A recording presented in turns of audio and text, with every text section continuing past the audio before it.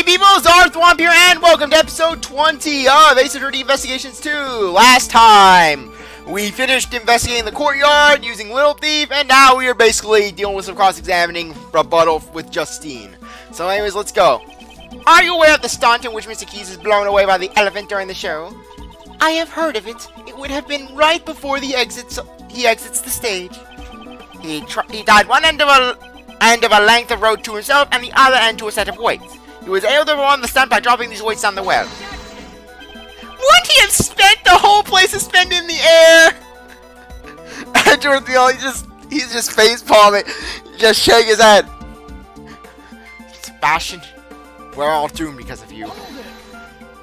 That's why he had a stopper attached to the weight to the end. The stopper was removed by pulling another rope. Around the well, we found evidence that the weights were switched with the victim's body. This was done by the real killer in order to shift suspicion away from them. Judging from the time of death, the murder was carried out in the early morning of the show. The true criminal had until the time the show started to set up the device. Objection. But didn't Simon Keys make that thing? And since he was also the one who used it, he's the best suspect. Don't you agree? If Mr. Keys were the murderer, he would not have needed to do that. Miss Berry? Yes? Was there anyone else who knew of the device he set up? Well, let me see. Since we had to get everything about our show approved by the people here at the prison, I'd say that there were others who knew about it. And there you have it. I see. You have indeed performed a thorough investigation, which is why I am even further perplexed. Why do you not use your efforts for justice? I do! It's just you're obstructing me with that little git! My actions are not just. Who made that decision? I did. You cannot understand even that, even now. Providing support to the defense attorney despite being a prosecutor. It is quite unnatural. This goes against the rules of nature. I am merely choosing to do what I think is right at this particular time. I travel on the road I have chosen. Your comprehension does not matter in the least. However, if anyone intends to interfere, I will show no mercy. Perhaps this is a calling from the goddess of law. If you intend to rebel against her divine will,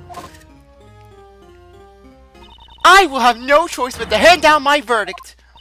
Pay heed to my word. I have one more reason to suspect Mr. Simon Keys of murder. I don't like him. If the body came from the courtyard, how was Mr. Knightley brought here from the detention center? Only Simon Keys could have provided such an opportunity. Because of this fact, I find it most difficult to suspect him of any other party of this crime. While Simon Keys was moving supplies for the show, he visited Mr. Knightley's cell. Does that night strike you as odd? Why else would he have brought a large covered cage with him? Oh, that does seem pretty suspicious. Mr. Keys was merely that kind of person. It is entirely possible that he carelessly brought it there. Is it possible? Then it is also possible that he was assisting in the escape. Am I wrong? I suppose I must refute her theory with evidence.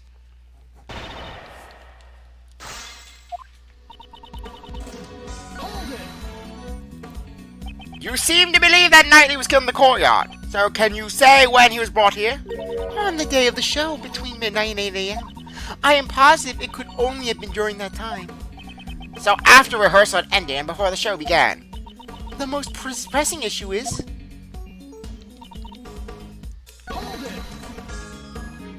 Are you certain there were no other routes? A trial date had not been determined for Mr. Knightley. Since he was not a prisoner, he could have easily entered the prison. He would have stood out too much. Meaning no one testified seeing him in there. Well done. May you be blessed by the goddess of law.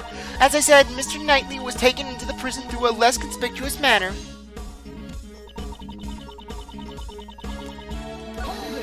Like I said, I like pressing everyone of Sebastian and Justine's statements. It's just so much fun. Are you certain that he was the only person who had the opportunity? Have you forgotten? This is a prison. Due to the constant supervision, it would be impossible to do anything unusual. This is our universe! This is the Ace Attorney universe! Unusuality is the usual! Then wouldn't it be the same for Mr. Keys?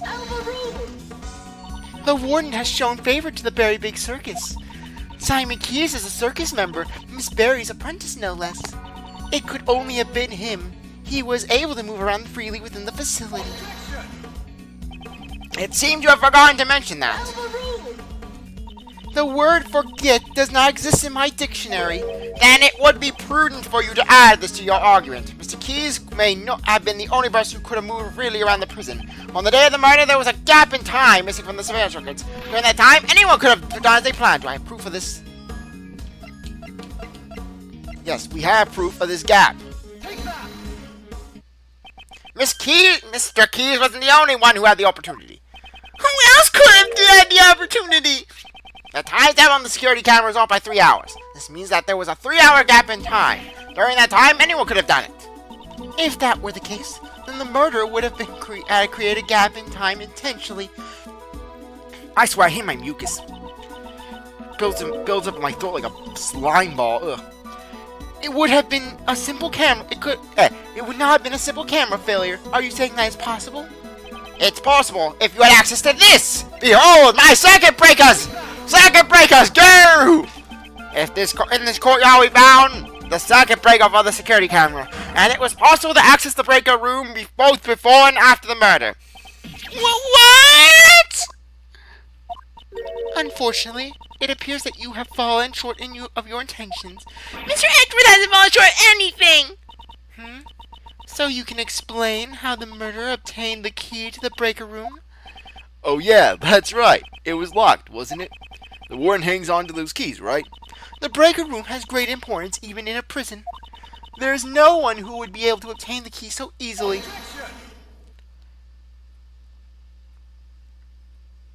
Oh, you fool! You are in my path! You are in my realm of logic where I can think of someone. What did you say?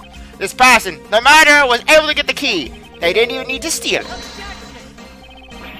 There can't be anyone like that! Besides, the breaker is to the electrified fences in that room too! Only one person could have done this. I didn't want to believe it myself, but I trust that my logic is sound. The person who used the breaker room is... Lang! Lang is the only one! Patricia Roland. The matter is...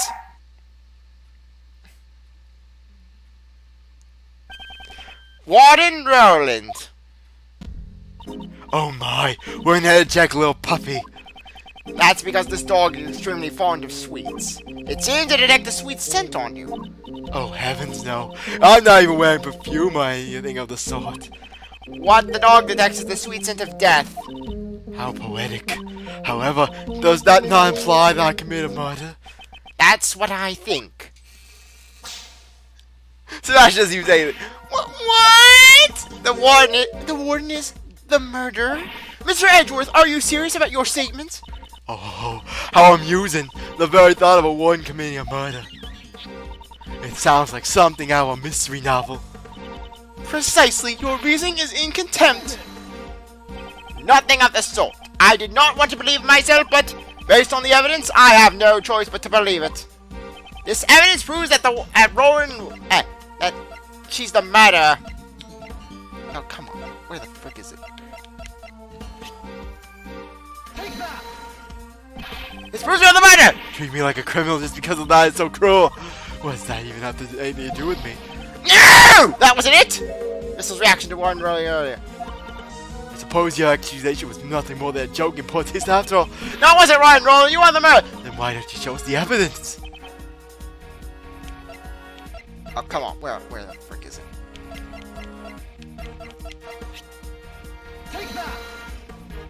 There we go. The smell gave you away. As you can plainly see by Mrs. demonic face, someone has taken notice. This police dog. He tracked a sweet smell that came from the body. And right now he's telling us the same sweet scent is also on Warren Roland. Oh, you're a cruel one to accuse me of murder based on something like that. Right, Justine, darling. It appears that Judge Courtney has reached the same conclusion as I have. Mr. Edgeworth, this couldn't have been just a coincidence, could it? The key to the burger room and the same scent on the body. If it were only one, it could have been seen as such. It appears we have reached a conclusion. We should now listen to what the warden has to say. Indeed, until we do, we cannot close this case. Oh my goodness, everyone with such scary faces. Oh, I'm the only one who could have been the murderer. Me and my kissing of foxes. This just cannot be.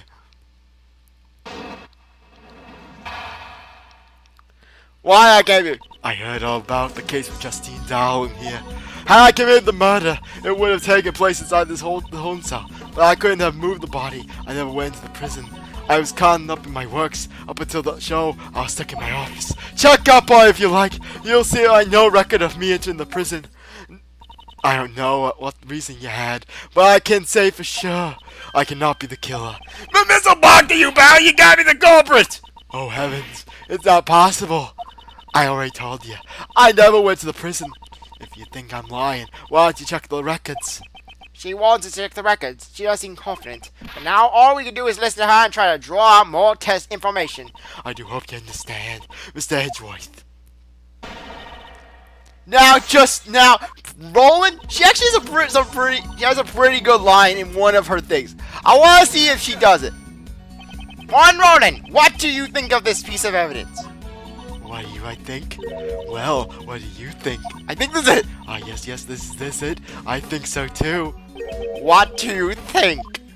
It's utterly ridiculous. I wholeheartedly agree. Oh no, this isn't it.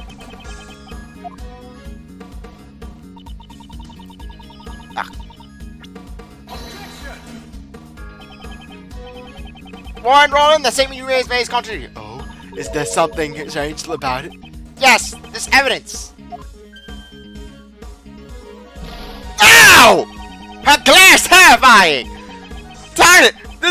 This wasn't the one. It's in her next one.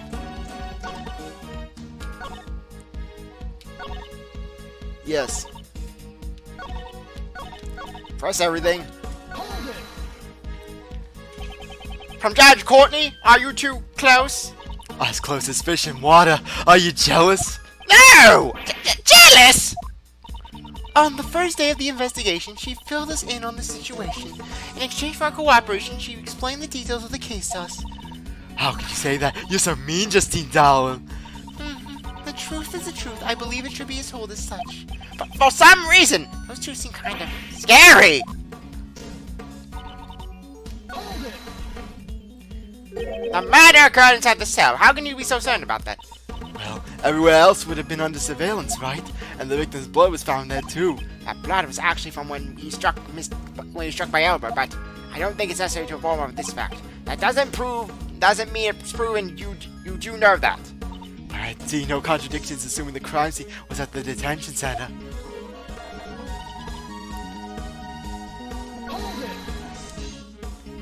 You never went into the prison. Do you have proof of this? My, can't you wait for me to finish?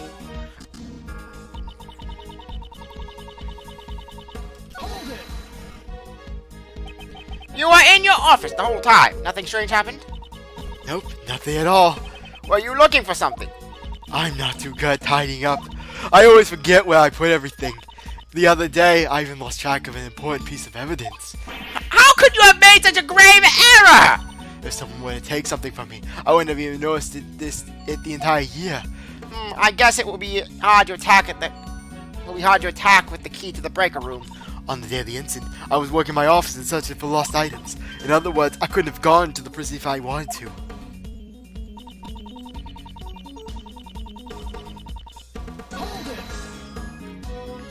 You did not enter the prison for the incident. But what if there was another route? Oh my, are you suggesting something like a secret passage? I don't know if anything like that exists. It is my firm belief you did possess an alternate route. That route was neither the entrance nor a secret passage. The route you used was from here.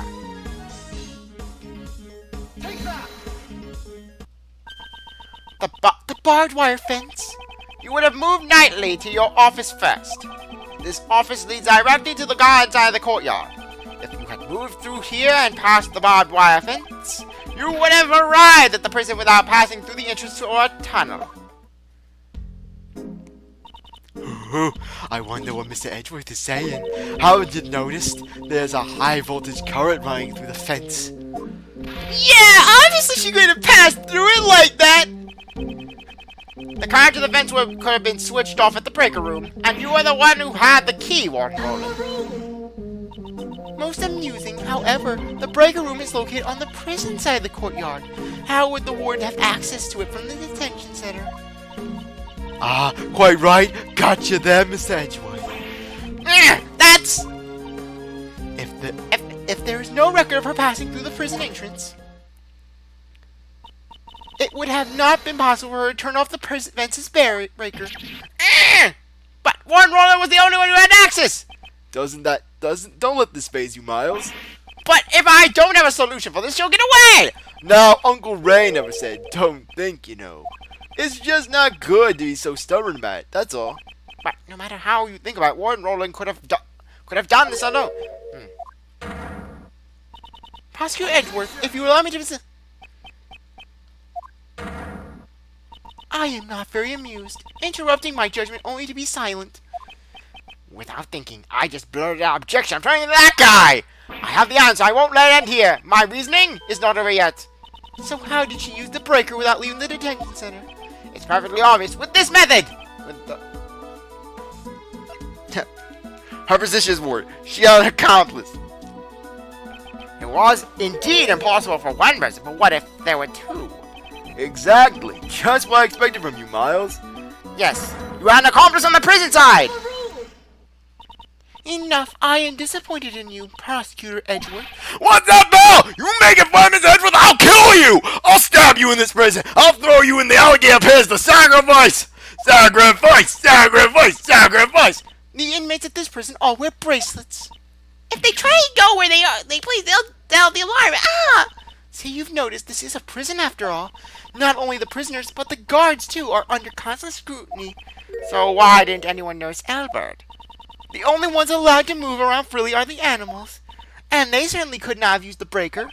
But it's still possible that person did it. Excluding the inmates and the guards, just what kind of person would you say it was? We can't exclude the inmates and the guards just yet. There was only one person, one whose movement was not restricted. Yes, this evidence shows that there was someone in the prison who could move around freely. Looks like the bracelet worn by the prisoners. This belongs to a certain model inmate, and it's broken. What? Just who on earth does this belong to? Frank Salt, the warden's favorite inmate and possible sex toy.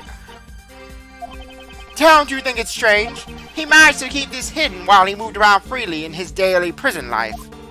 Golly, when you think about it like that, it shouldn't be possible.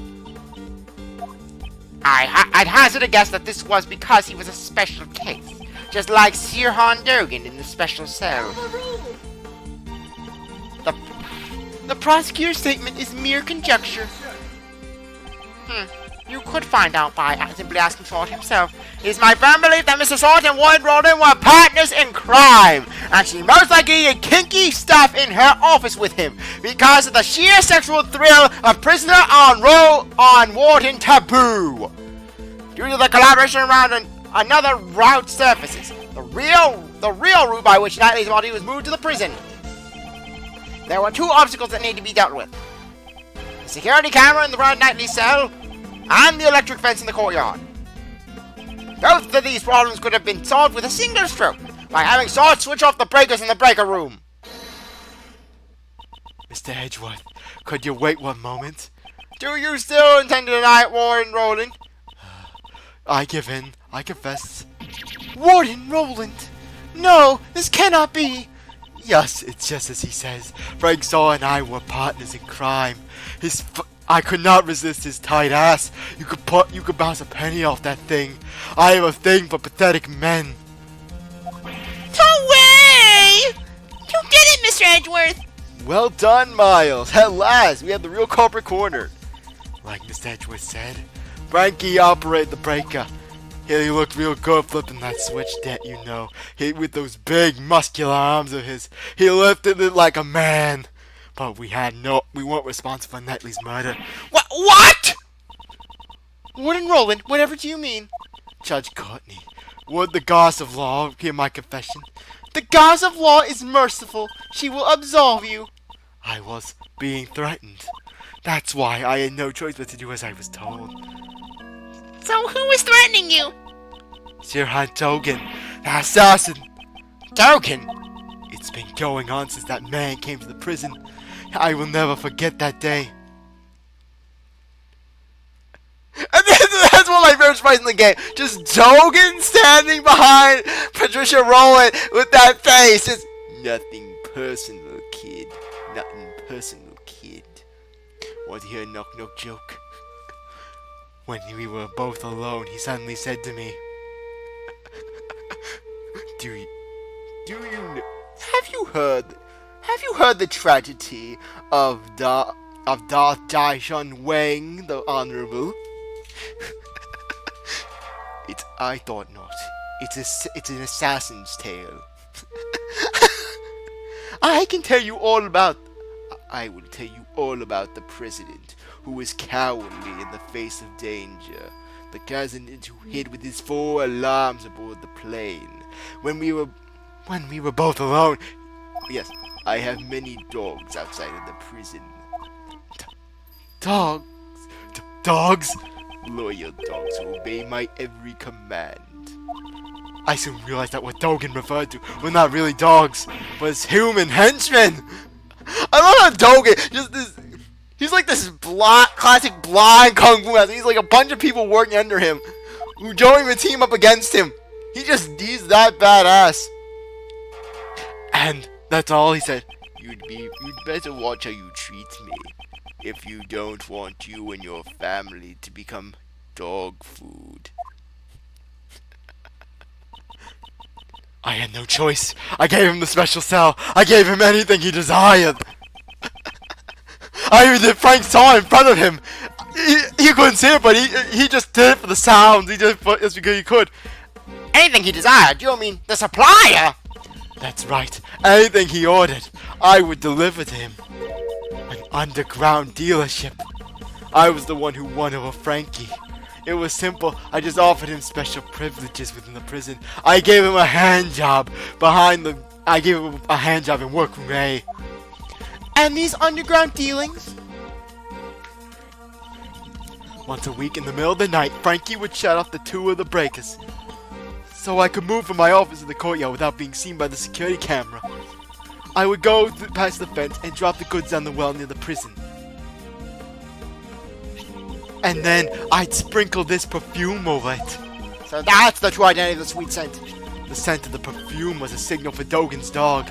After picking up the scent, it would carry the goods to Dogan. Of course, this had to be done with Elbert, was away from his cell. I'm surprised he never found out about pal. We have a strict timetable here at the prison. Mealtime, exercise time, it's easy to know when he's away from his cell. And since little Rocky's afraid of Dogan's dog, I didn't have to worry about him making noise. So having full knowledge of the prison's inner workings, she made the deliveries herself. This would have ensured there were no slip-ups. Frankie would turn the breakers back on in the early morning with his big, strong arms, and the delivery was complete. I modified the timetable on the security camera. You have told us a great deal. The goddess of law accepts your penitent confession. As the warden of this prison, how could I have done such a foolish thing? The day Knightley was killed was also a delivery day. It seems Frankie was working the breakers as usual with his big strong arms and tight ass. But that day I had nothing to send, so I did not go to the courtyard at all. The secret of the supply system, so the Warden Rolling was. The police have been searching for Dogan's henchmen for ages. I've also been helping them, but I've been interrogating him personally in my office, but no matter how much evidence we have on him, we can't get a single word out of him. Like I said, why the hell would he? Why the hell would Dogan give up his sweet deal? So the reason you kept on interrogating him? Yes, it was to find his henchmen. I brought all the evidence from the police and carried out the interrogation myself. I kept an eye on his actions and examined all of his mail. Mail? Like his correspondence chest letters? But I could never uncover the true idea of his henchmen. This fear, it's something you can never understand. Prosecutor Edgeworth, you were listening, right? I'd say this confession clears the warden of all suspicion. Is it really necessary to press her further than this? It is necessary to push her? You know what? I'm gonna be ballsy. I'm gonna say there's no need. Indeed, there's no need to question Warden Roland any further. Mr. Edgeworth, are you just gonna let that one get away like a... She's the killer, right? It's not like you to overlook a culprit in plain sight, soy. Right. There's still something suspicious surrounding the warden. We must press her further. Judge Courtney, my questioning isn't over yet. I'm sure the goals of law isn't satisfied yet either. You mean to badger this woman further? Even if she was threatened by Dogan, this does not prove she was not the culprit in this case. She was able to use this supply route to transport Knightley's body. Do you have any evidence to support this? The body gave off a sweet scent. The scent of perfume that was used to signify delivery. Can you explain this fact? Oh, of course. Since I have made so many deliveries, the scent would have lingered around the well. When the body was moved to the well, the scent would have transferred to it. Mr. Elbert also testified to this fact. That's it. For some reason, that well gave off a nice scent. A nice scent. I don't know what it was, but it smelled sweet like candy. The lingering scent in the well would, of course, be picked up by anything passing through. The defense rests, I see. In that case, court is adjourned. Mr. Edgeworth, isn't there anything we can do? What should I do? It's as far as I can go. Is it over already? Yes, Sebastian, it is. Yeah. Did I do a good job, Justine? Yes, Sebastian, you did a good job. Here's a cookie. And now court is officially adjourned.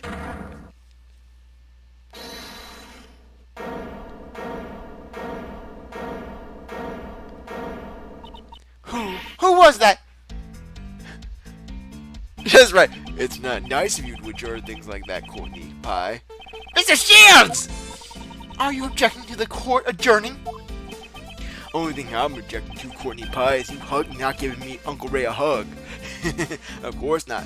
I ain't got no objection or anything like that. Go ahead and adjourn court. Do whatever you like. Hey, what are you doing, Mr. Shields? Whoa there, calm down, Gay. Who wants some chocolate? Is this a joke?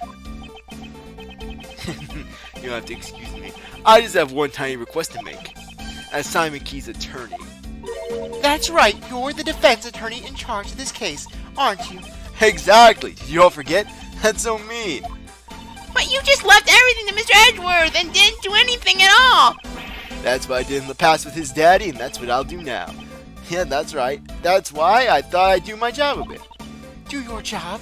That hardly sounds like you at all. It's to prepare for the trial. I'd like to ask the warden a few questions. Surely you jest. What more would you expect to hear from her? Well, Miss Warden, I'd like to hear your thoughts on the culprit. My thoughts? Uncle Ray believes that Simon is not the culprit. It seems that Miss Warden also suspects someone other than Simon. I'd like to hear you out. Mr. Edgeworth, what's Mr. Shields up to? He's trying to lure Warden Roland into testifying. Why was the supply route used to transport the body? I'd say it was to pin the crime on Dogan. I see. If he committed a murder here, he would be transferred to another prison, one with tighter security. And that would get rid of the troublemaker. Exactly. She wouldn't pass up a chance like that. Hey, hold on a second. A culprit besides Simon? What do you mean? Simon was the one I was supposed to prosecute. Exactly. So wouldn't it be better if the best also listened to what she has to say? Simon, no, don't you bring him into this. He doesn't know anything. Mr. Shields, you managed to drag Mr. DeBest into this too. Warden Roland, is this acceptable? Oh, you? It's fine! It's fine! You understand a woman's heart. Thank you, mademoiselle. God help me. Can I climb the electric fence? Help me out. Get me open the fence. Someone help Uncle Ray. And then Joxy he exits. Did someone need help? Because I've got Jesus to help you out. And then Joxy raises his hand and the fence opens like the Red Sea. And Ray runs out. Actually, I've thought this over. I'd like to tell you my thoughts. You'll let me speak, won't you, Justine, darling? Of course, you may speak. Mr. Shields, awesome! That was a close shave. Thank you, Mr. Shields. No, I'm still leaving the rest to you. Remember what I said. A defense attorney never gives up. The fate of our client rests on our shoulders after all. It'd be uncool if Uncle Ray didn't put that into practice. Now then, Miles, it's your turn to show you'll never give up. Right. Well then, will you listen to my story? I think this is it. I think this is the one. I believe that the culprit in this case would have only been Dogen. I have no idea what transpired between Dogen and the victim. It simply could have been what Dogen was displeased with him. In any case, he was the one who stabbed the victim to death. It probably had a dog dispose of the body. This is the truth of the case. The victim, Mr. Knightley, was it? I think it was a truly terrible thing. Take a man's life, you mean? That's how you'd go about saying it, isn't it? If only I'd been more vigilant, his death would not have happened. That's why I want to clear up his regrets. Warden Roland, how can Damn it, got burps. Darn, I guess. I'm sure Mr. Knightley in heaven is overflowing with gratitude. Meanwhile, he's probably getting thrown to hell by Rook. Is gratitude really what Mr. Knightley feels? With that happened, and was I think, now I think we'll get the Kesmet. Warren Roland, what do you think of this piece of art? What do I think? Oh, what do you think? Yes, that's it. I think so too. I think it's the same thing. It's utterly ridiculous. I wholeheartedly agree. Come on, I know Roland has a good line. She has a good line. I'm not gonna hold it. You seem very confident. How can you be so sure? The children of this home are all little boys and girls. I believe in yourself, believe in your friends, and believe in me and the gods. There's no way any of these hardworking children could have committed murder. Quit the emotional reasoning. Makes sense. Makes sense coming from her. Only Dogen could be capable of something like that. Regan, I want my freaking funnies. Warren Roland, that statement you just made is contradictory. Oh, is that something strange about it? Yes, this evidence. What? I could have sworn she had a good one.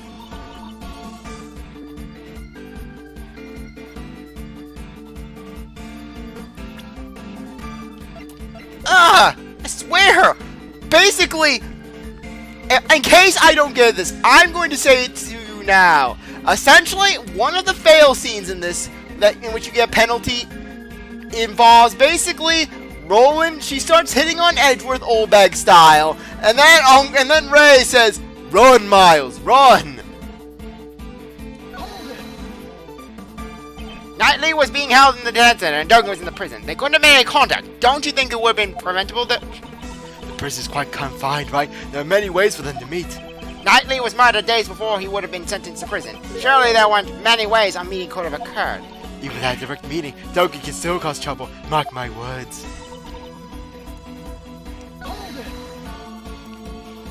What could Knightley have done in the detention center to displease him? That was just an example. You don't have to take it so seriously. Didn't I already say that I have no idea what transpired between them? Nevertheless, you certainly are a serious woman, Edgeworth, dear. What's this? That piercing glare! Always standing straight and stiff. Very nice. Looking very clever, my dear. I think I'm about to become your biggest... This is the line! This is the line! Mr. Edgeworth, Dave Focus is just a blush. Right, this is some kind of psychological warfare. No, this is not the line. Damn it! I'd like to hear your thoughts on the circumstances. Well, I suppose it was a simple job. During his booking, I learned that the victim had some kind of injury to his neck. He could turn his neck to the right. I remember him saying something like that. Booking. There's the process that one undergoes when being locked up in the detention center. Sounds like you don't really know a lot about Mr. Knightley. I don't know a little. In any case, he would have been an easy target for Dogen. Perhaps he used the chisel hidden in the chessboard. The victim wouldn't have even had a chance to scream. I see. You are obviously surprised. Could you add these last statements to your testimony? You're making me blush. You're so C-U-T-E cute. I'm just kidding. I'll continue. Yeah, it's the next one. It's the next one that we'll hear it. Reason? Autopsy report. One Roland. What's this possession? You want my attention that badly? No, I didn't mean. I'll give you as many hugs as you like. This is the line! Yes! Here it is! Good! Finally! Found it! I'll give you as many hugs as you like. Run, Miles! Run! Yes! This line! So many people do not get this line. I just got rid of my first playthrough of the game. Just Ray Run, Miles, run! No! Okay! Seems I'm in danger. I should withdraw. The chessboard. The thing that the victim brought with him.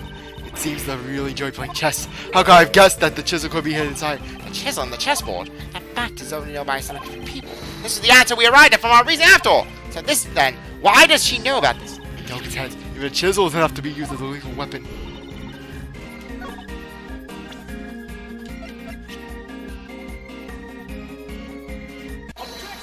Yeah, basically, also in addition, one thing that they also skip is the fact that that the autopsy report states specifically that the murder weapon